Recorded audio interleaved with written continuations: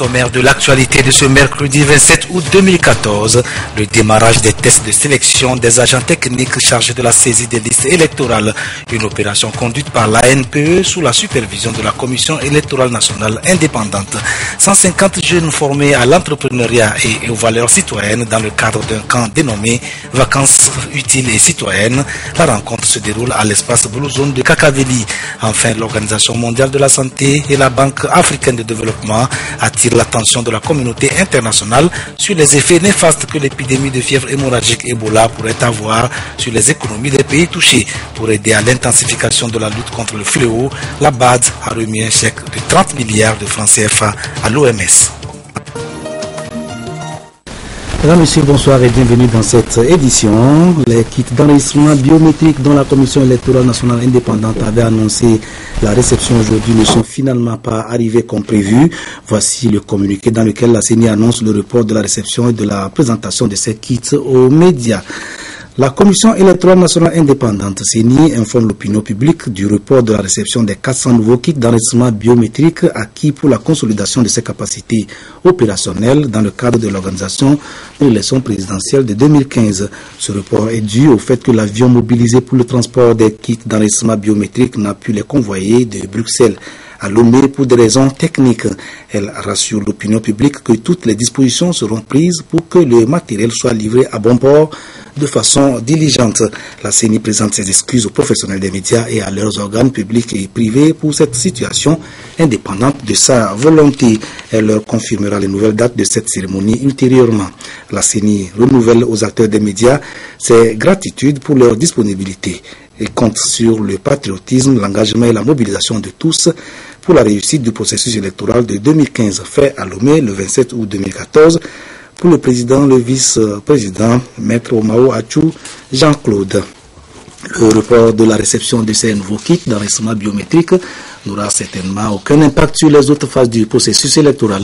Celle concernant la sélection des opérateurs de saisie des listes électorales, par exemple, a démarré aujourd'hui. Normalement, la tâche a été confiée à l'Agence nationale pour l'emploi qui avait déjà procédé à une présélection des candidats. Ceux retenus sont donc soumis à des exercices destinés à s'assurer de leur maîtrise de l'outil informatique, matériel de base de la mission qu'ils auront à accomplir. Esther Laclé.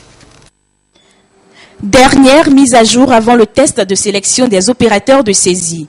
Ultime vérification et c'est parti. 2 minutes pour faire la différence et prouver sa maîtrise et sa connaissance en matière de saisie. Denise, candidate, s'est livrée à l'exercice. On a fait un test par rapport à la rapidité et au nombre de fautes. En principal, ce qu'il faut noter, c'est qu'il faut être rapide et faire moins de fautes. Mais le test est bien passé, bon. Je compte sur mes potentialités pour réussir aussi. Non, il n'y a pas pu tout terminer. On ne pourrait pas terminer tout le test dans le laps de temps qu'on nous a donné. Tout comme Denise, 41 512 candidats au Togo, dont 16 878 à Lomé, vont œuvrer pour faire partie des 3 000 opérateurs de saisie qui vont travailler aux côtés de la CENI lors des prochaines élections présidentielles. Vous voyez des gens qui vont se dire et qui vont douter. C'est-à-dire qu'ils vont taper un test à la minute, un caractère à la minute, c'est pas ce qu'on cherche. La CENI veut cette fois-ci des gens performants pour faire le travail à un temps record. Donc c'est pour ça que nous sommes demandés, sollicités cette fois-ci pour choisir des gens prêts à donner ce résultat-là. Le test a démarré simultanément à Lomé et à Dapaon et prendra fin la semaine prochaine à Sokodé et à Atapamé. Dans le cadre du recrutement du personnel temporaire de la Commission électorale nationale indépendante CENI pour le compte de l'élection présidentielle de 2015, l'Agence nationale pour l'emploi ANPE invite tous les candidats présélectionnés à respecter les horaires de programmation pour leur éviter les longues attentes fatigantes et inutiles. Elle rassure que tous les candidats présélectionnés seront testés, même au-delà des horaires et dates prévues si besoin est, afin d'assurer l'égalité des traitements requis en matière de recrutement. La NPE remercie les uns et les autres pour leur patience et leur disponibilité. C'est un communiqué signé du directeur général, M. Edmond Komla Amoussou. Les acteurs engagés dans la lutte contre le phénomène des grossesses et mariages précoces chez les adolescentes au Togo s'activent. Depuis ce matin, ils sont en atelier à Kpalimé pour s'informer sur les résultats d'une étude réalisée par le Fonds des Nations Unies pour la population et le développement afin d'apporter leur contribution à la rédaction d'un programme national de lutte contre le phénomène. Compte rendu, Nathalie Panegé. Les grossesses et les mariages précoces, deux phénomènes qui touchent un grand nombre d'adolescentes à travers le monde. Selon une analyse situationnelle faite au Togo par le Fonds des Nations Unies pour la population UNFPA, le taux de grossesse précoce est de 17% et varie selon les régions. Près d'un tiers des femmes âgées de 15 à 49 ans se sont mariées avant 18 ans. Nécessité donc pour toutes les parties prenantes ici réunies de converger les efforts pour de meilleurs résultats. On a vu qu'il y a des conséquences directes pour les adolescentes.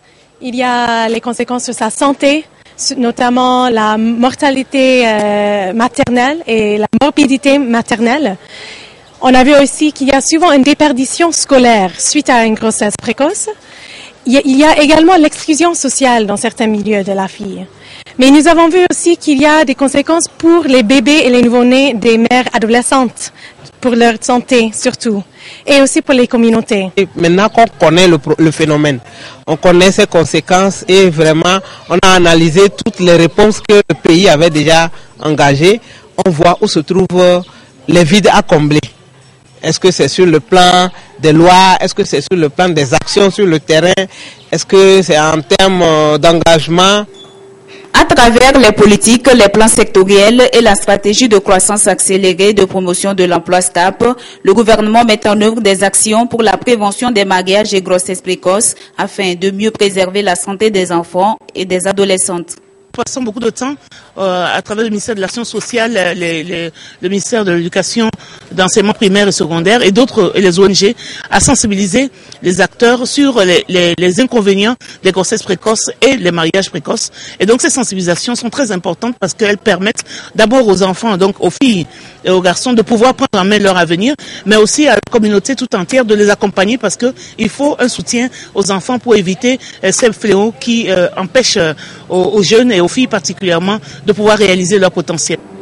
Cette session technique d'orientation vise donc à informer les participants sur les résultats de l'analyse situationnelle, identifier des grands axes du programme national de lutte contre les grossesses et mariages précoces en vue d'une meilleure intervention et enfin relever les principaux acteurs de la lutte. Objectif global, élaborer un document d'orientation technique pour faciliter la rédaction du programme national de lutte contre les grossesses et mariages précoces des adolescentes au Togo. L'éducation, l'information et la sensibilisation sont des solutions à ce phénomène de grossesse précoce dans nos sociétés.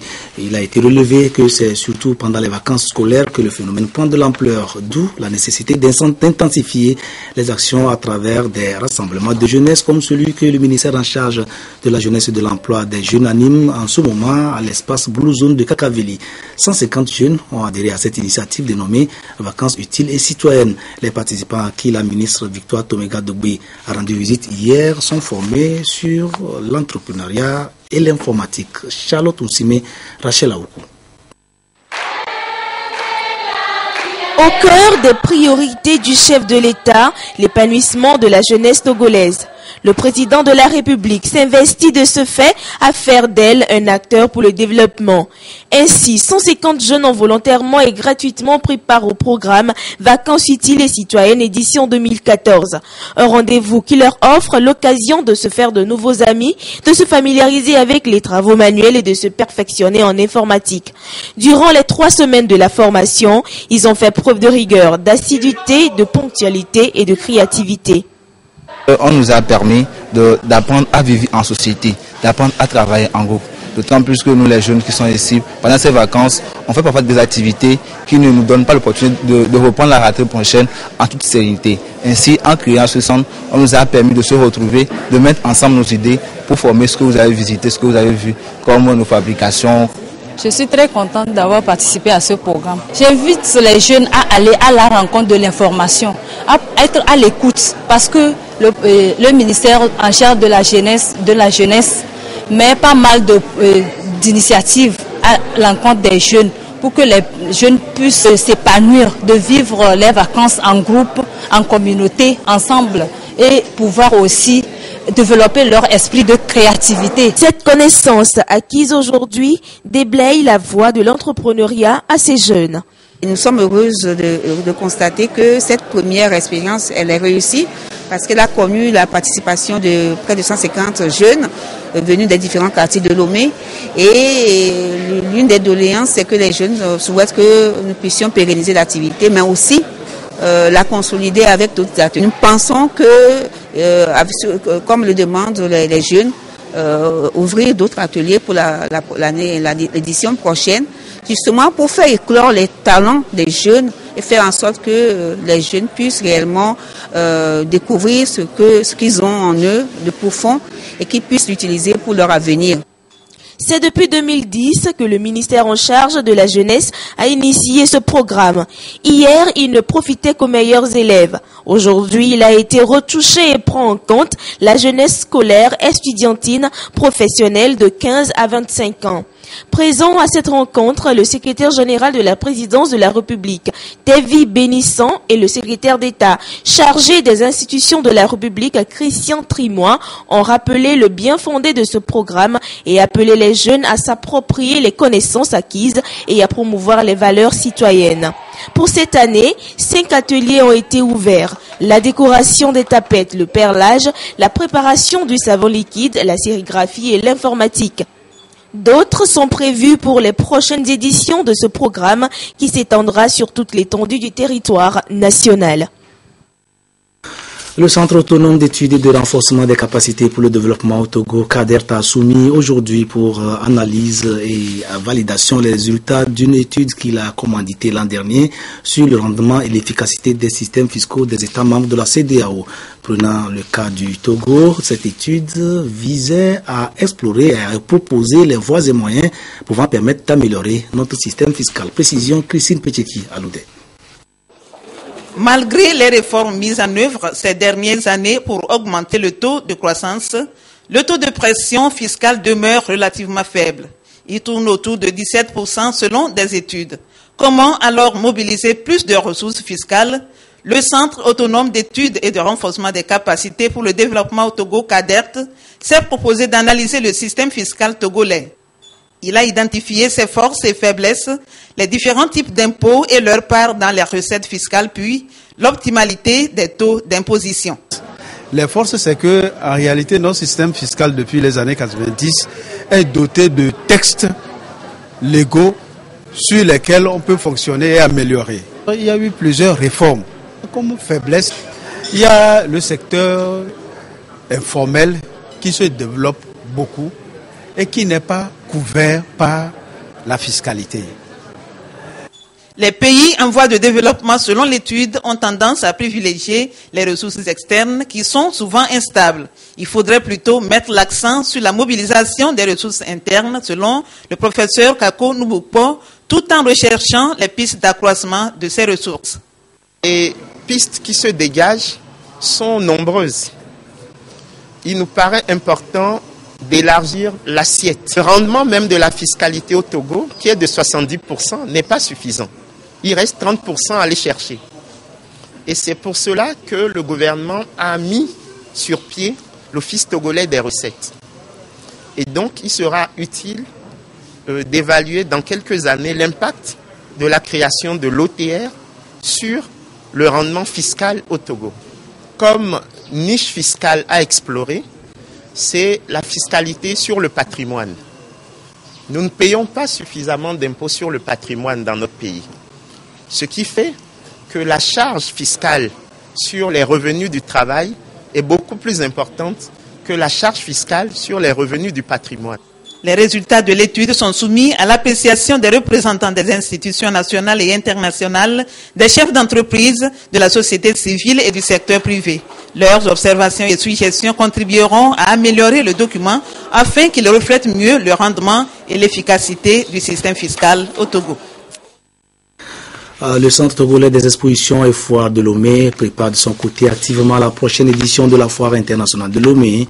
Ce grand rendez-vous commercial international se déroulera cette année du 21 novembre au 8 décembre 2014. Les principaux acteurs de cette manifestation, que sont les opérateurs économiques et les médias, ont été conviés à une rencontre d'information cette semaine afin de leur permettre de mieux relayer les messages à l'endroit des exposants, des visiteurs et des autres partenaires impliqués dans l'organisation. Reportage Gérard Lagoudou, Kamen Madje Akako. Les foires commerciales sont des occasions de marketing pour la promotion des activités économiques.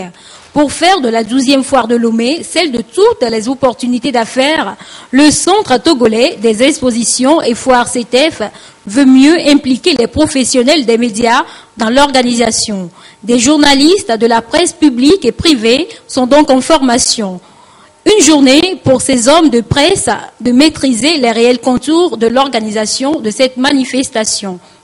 Nous voudrions renforcer leurs capacités afin qu'ils puissent nous accompagner. Ce séminaire permettra de les outiller afin que, outre nous les organisateurs, puissent aussi accompagner les exposants à mieux participer, à mieux promouvoir leur participation à la foire. Le gouvernement soutient cette initiative et s'emploie à ce que cette 12e édition de la foire de Lomé puisse répondre aux attentes. Selon des études réalisées lors des 2 dernières foires, environ 25% des exposants ont déclaré ne pas être satisfaits de leur participation. À l'analyse, les raisons de cette non-satisfaction sont essentiellement basées sur la non-compréhension du processus forain pour plus de 90% et sur les préparations à participer à la foire pour pratiquement 100% de ces insatisfaits. Voilà donc les raisons qui justifient la tenue de la présente rencontre, dont le but est de vous mettre au parfum du processus de préparation d'une foire et de vous outiller pour accompagner aussi bien l'organisateur, les participants que les visiteurs à participer aux manifestations commerciales. Cette formation des journalistes sera suivie de celle des opérateurs économiques sur l'optimisation de leur participation à la foire internationale de Lomé. La 12e foire internationale de Lomé, c'est du 21 novembre au 8 décembre prochain. Tous les acteurs du monde économique et commercial y sont attendus pour faire la promotion de leurs produits. Madame Germaine Koumé-Aloanate est en visite dans la préfecture de Sotoboa. La ministre de la Communication, de la Culture, des Arts et de la Formation civique est allée sensibiliser les populations locales sur le civisme et la culture de l'excellence, tout en procédant à des remises de kits scolaires aux meilleurs élèves du milieu. Lamak Bojuna.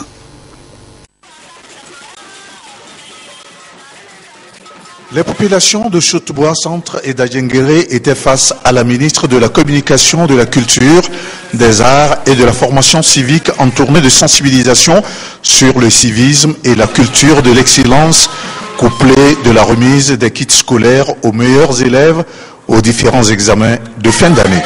Avec ces kits, j'envisage continuer à améliorer dans les études.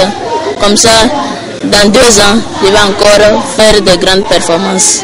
Je suis arrivé à cette excellence en améliorant mon travail, en persévérant dans les études et avec l'aide de Dieu.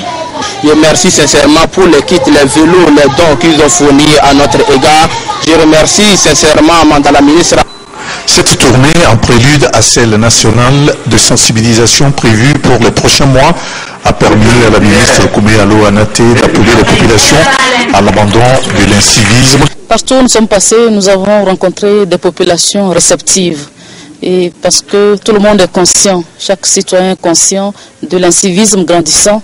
Et les populations nous ont signifié que cette démarche était la bienvenue. Cela répond à une attente. Et nous avons recueilli l'adhésion de chacun d'entre eux. Et je pense qu'à l'issue de cette rencontre, chaque citoyen pourra devenir ambassadeur du civisme dans son environnement, dans son milieu. La ministre de la Formation civique a convié les populations au comportement civique qui consiste au respect de la chose publique, à s'intéresser à la vie sociale et politique et se plier aux disciplines nécessaires à respecter les lois ainsi que les autorités chargées de les appliquer. En marge de la séance publique de sensibilisation sur le civisme et la culture de l'excellence, couplée de la remise des kits scolaires aux meilleurs élèves aux examens de fin d'année, la ministre de la Communication, de la culture, des arts et de la formation civique a, dans un cadre restreint, échangé avec les groupes constitués de femmes de Sotobois, Centre et d'Adjengré. Le but visé par ces différentes rencontres est de réfléchir sur les stratégies à mettre en œuvre pour impliquer davantage les femmes dans le processus de formation sur les valeurs citoyennes. Nous retrouvons la Boyona pour le reportage.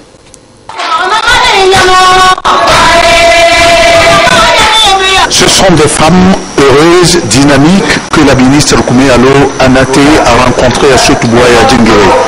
À cœur ouvert, elles ont échangé sur leur contribution à la formation civique et à la citoyenneté.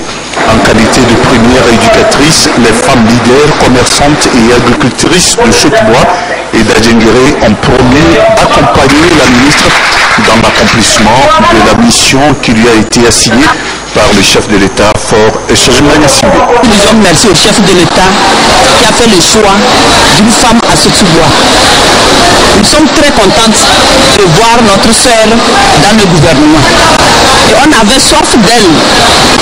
Et aujourd'hui, elle est venue, on a discuté. Elle nous a parlé comment nous allons vivre dans nos foyers. Surtout la propriété. Et comment nous allons éduquer nos enfants. Comment nous allons vivre en paix, nous accepter. Nous sommes prêts, d'autant plus que ça va de notre avantage. L'éducation de nos enfants. L'incivisme, l'intolérance, l'alcoolisme, le vol, la malhonnêteté, le non-respect de l'autre sont entre autres les comportements répréhensibles récurrents. Il y a donc urgence d'amener le volet à se détourner de ces mots pour se réapproprier les valeurs culturelles du pays. Et Koumé Allo Anaté peut se réjouir de compter sur les femmes de Sotobois et d'Adjengere. Les femmes sont les premières éducatrices. Elles sont les piliers de nos maisons. Et si les femmes se lèvent, comme leur slogan le dit, c'est se mettre debout, nos maisons, nos rues, nos écoles, nos marchés, le pays tout entier va en tirer un bénéfice. Donc j'ai voulu les sensibiliser davantage sur leur rôle dans la formation civique et citoyenne de nos jeunes, de toute la population, et donc solliciter leur appui, leur aide pour accompagner le ministère dans la mise en œuvre de la politique nationale de la formation civique. Ces rencontres restreintes ont permis aux groupes organisés de femmes de ces localités de formuler des doléances à leurs interlocutrices. Parmi celles-ci, la construction de centres d'écoute des femmes, de garderies et la formation des femmes pères éducatrices sur le civisme et la citoyenneté. Des doléances bien enregistrées par la ministre de la Communication, de la Culture, des Arts et de la Formation civique. Nous parlions tout à l'heure des grossesses et mariages précoces contre lesquels le gouvernement veut partir en guerre. L'autre fléau contre lequel les autorités veulent préserver la jeunesse togolaise concerne le tabac et ses produits dérivés. Ici aussi, ce sont les producteurs, importateurs, distributeurs et consommateurs qui sont visés. Une mesure portant réglementation de ce secteur existe au ministère du Commerce et de la promotion du secteur privé. On veut voir cette mesure s'appliquer dans toute sa plénitude. Et pour y arriver, une campagne de communication a été lancée en direction des hommes de médias, des industriels et commerçants qui ont été briefés hier sur les dispositions concernant notamment le conditionnement et l'étiquetage des emballages. Précision, Lucassi, Carmen Madié Akabo.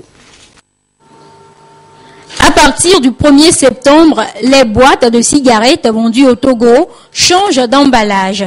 Elles doivent porter des indications en évé, en kabien et en français sur les risques sanitaires liés à la consommation du tabac. Une mesure prise par le gouvernement pour faire prendre conscience à la population des risques liés à la consommation du tabac. Industriels, commerçants, communicateurs et responsables d'ONG s'imprègnent des tests réglementaires, notamment la loi numéro 2010-017 du 31 décembre 2010 relative à la production et la commercialisation du tabac pour mieux sensibiliser le public. Il y a une campagne de sensibilisation qui va s'articuler autour de plusieurs axes. D'abord, des insertions dans la presse écrite, la presse en ligne, des spots radio et télé, des affiches à travers la ville de Lomé sur toute l'étendue du territoire, mais aussi des émissions qui vont être animées par des médecins spécialistes de la question, où on va, par exemple, afficher des images des conséquences que provoque la consommation de cigarettes sur l'organisme.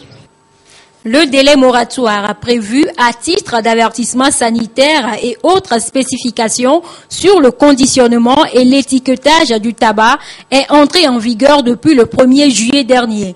Aujourd'hui, le gouvernement est décidé à faire appliquer la mesure. Tous les acteurs sont impliqués dans la mise en œuvre de ces tests.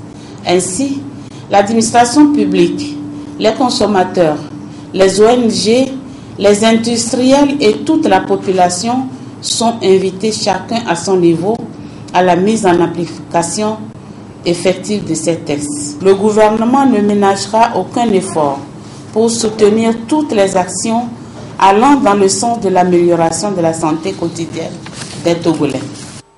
Les fabricants sont donc tenus de produire des emballages de cigarettes avec des mentions qui informent le consommateur sur les risques qu'il court.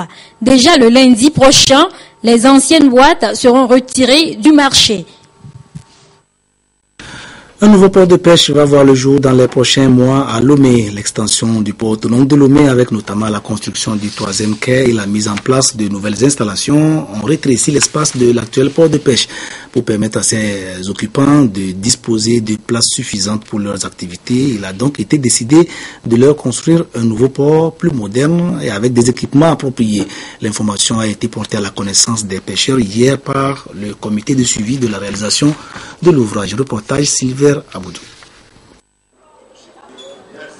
D'ici fin 2015, le gouvernement togolais envisage la construction d'un nouveau port de pêche à Gbetchogbe, dans le canton de Baguida. Car l'exiguïté du port de pêche actuel due à la construction du 3e quai perturbe les activités des pêcheurs.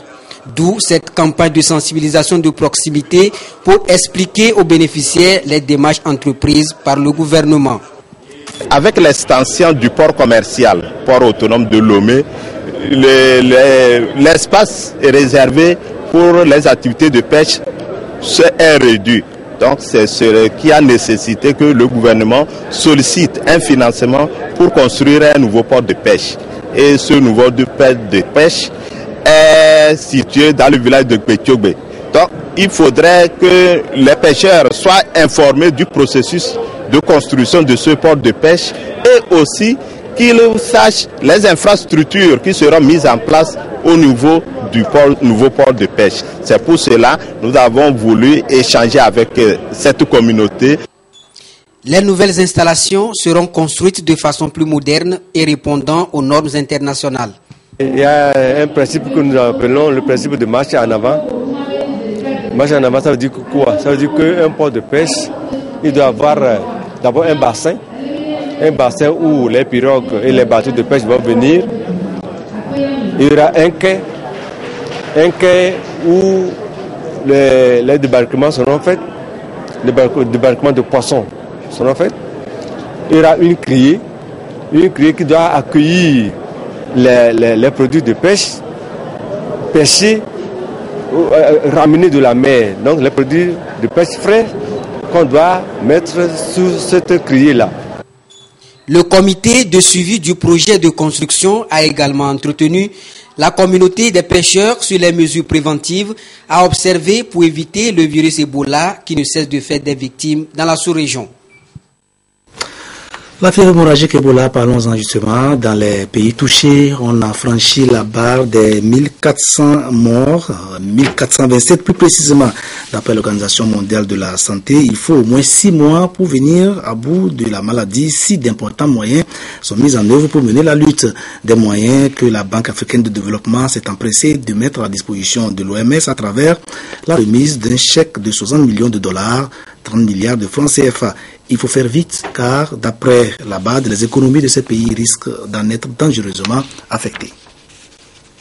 Une signature qui pèse 60 millions de dollars. La Banque africaine de développement délie les cordons de sa bourse pour soutenir la lutte contre Ebola. C'est à son siège temporaire à Abidjan que la BAD a signé cet accord avec l'OMS qui sera chargée de gérer cette somme. Action prioritaire, apporter une aide d'urgence au Libéria, à la Sierra Leone et à la Guinée. Nous sommes extrêmement préoccupés parce que ce sont des pays avec des systèmes de santé faibles en termes de capacité humaine, en termes de financement, en termes de disponibilité de médicaments et d'autres technologies essentielles pour les soins de santé aux populations. L'épidémie a déjà fait 1427 morts. Elle a aussi un coût économique. La croissance est menacée dans les pays touchés par Ebola. Le président de la BAD estime qu'ils perdront 1 à 1,5% de leur produit intérieur brut. Le choix de leurs voisins de les isoler n'arrange rien. Cette fermeture des frontières terrestres, aériennes, qui se prononce partout en Afrique, même très loin de foyers de problèmes, à long terme, sera très préjudiciable. D'abord, je voulais ajouter que l'OMS n'a pas recommandé que les avions ou le commerce s'arrêtent. Rapidement, la psychose a gagné la sous-région. La Côte d'Ivoire, de son côté, se prépare au pire et répète toutes les procédures sanitaires pour éviter en priorité que ses équipes médicales soient les premières victimes ou qu'elles fuient face à la menace. Si cela arrivait chez nous, malgré les mesures que nous avons prises suffisamment tôt en termes de mesures préventives, est-ce que nous n'allons pas nous retrouver avec la panique au niveau, la psychose au niveau de nos agents de santé? Je le dis, le risque est grand, il faut le reconnaître. La BAD a promis 150 millions de dollars supplémentaires dans les prochains jours, une somme qui servira à recruter davantage de personnel de santé et à soutenir les économies vacillantes des pays touchés. Un vent violent a soufflé hier matin sur la région de la Kara au nord Togo, occasionnant des dégâts matériels dont les plus importants ont été enregistrés dans la préfecture de la Bina, particulièrement dans le village de Sirka, où des bâtiments officiels et privés ont été décoiffés. Nestor Mozo. La population de Sirka, dans la préfecture de la Bina, s'est réveillée le mardi dans la douleur. Le vent qui a soufflé tôt le matin, avant et pendant la pluie, a laissé derrière lui des dégâts. Le dispensaire s'est retrouvé sans toit. Nous sommes dans la désolation totale. On est surpris ce matin quand on est arrivé voir tout le bâtiment qui est décoiffé. Et on a dû alerter la DPS pour l'informer ce qui s'est passé. C'est de là qu'il nous a... Il a envoyé une équipe pour venir sur le terrain et faire le constat. Et en plus, on a reçu aussi la visite du préfet.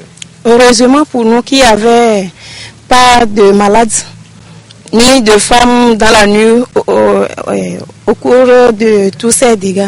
Vraiment, c'est nos matériels qui ont été endommagés, surtout nos registres, et nos fiches de rapport et beaucoup d'autres choses.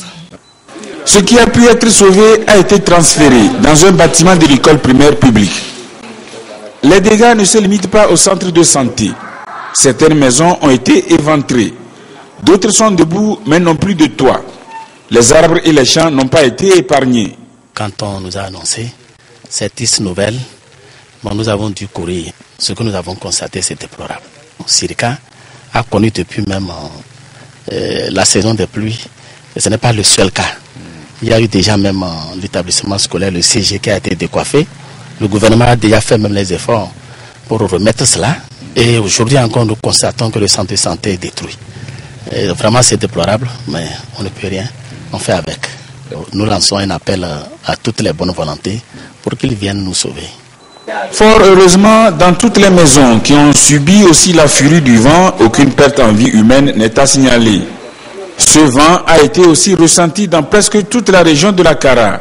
À Kara ville même, il a décoiffé un bâtiment de l'école primaire publique de Dongoyo. C'est quelques communiqués pour finir. Le ministre de la Défense et des Anciens Combattants informe les candidats déclarés admissibles par ordre alphabétique après étude de dossier pour l'entrée en classe de seconde au collège militaire Yadema 2014 que les listes sont disponibles, peuvent être consultées Il faut se référer au quotidien national Togo Presse pour les trouver. Les intéressés sont priés de se présenter au centre hospitalier militaire de garnison le plus proche le mercredi 27 août 2014 pour passer la visite médicale d'aptitude. Nous sommes mercredi, les candidats concernés sont censés avoir déjà suivi les consultations, les tests de consultation.